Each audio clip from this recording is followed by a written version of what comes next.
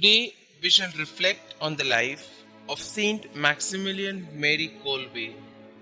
Baptized Raymond, St Maximilian Mary Kolbe was born in Poland on the 8th of January 1894 to Julius and Maria Kolbe.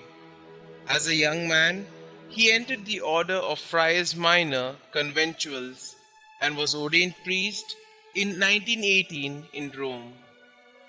Burning with a filial love for the Virgin Mother of God, he founded an association called Army of Immaculate Mary and later the Knight of the Immaculate, a religious magazine under Mary's protection for the purpose of disseminating the good news more widely, both of which he propagated in his native land as well as in other countries.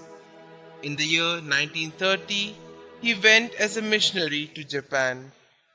Working under the mantle of protection and patronage of the Immaculate Virgin, he set up printing presses and founded a community to carry on his work of evangelizing through printed word. Returning to Poland in 1936, he became director of Poland's chief Catholic publishing complex, thus incurring the wrath of the Gestapo in 1939, and thus he was imprisoned for his anti-Nazi propaganda, and then he was released and once again rearrested in February 1941 for aiding Jewish refugees during the World War II, and he was then deported to Auschwitz. Here it was that true to his name, which meant greatest in Latin, his heroism shone bright. On the 24th of July 1941, one of the prisoners in the concentration camp escaped. As a result, in keeping with the practice followed there, 10 men were selected at random to die of starvation in an empty bunker. One of these, named Franciszek Gawaszek, a father of 9, wailed, "No God, not me, please. What will become of my poor wife and children?"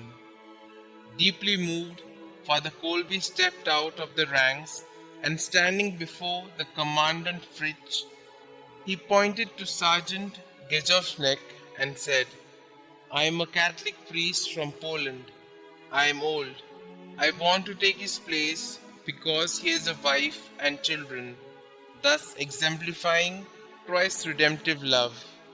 As at the camp, Father Kolbe continued to be the source of strength and comfort for his fellow condemned, diligently preparing them to meet their end, praying and singing praises to the Lord instead of weeping in despair. It was not long before death took its toll on those long, emaciated bodies. Father Kolbe alone remained. It was August 1941, the cell being needed for the next batch of the condemned. His death was hastened with an injection of carbolic acid, whereafter his remains were found to be in a state of illumination in the dark cell before being cremated. Maximilian had prepared himself for this final sacrifice that made him the symbol of the triumph of good over evil by following Christ closely from the very first years of his life.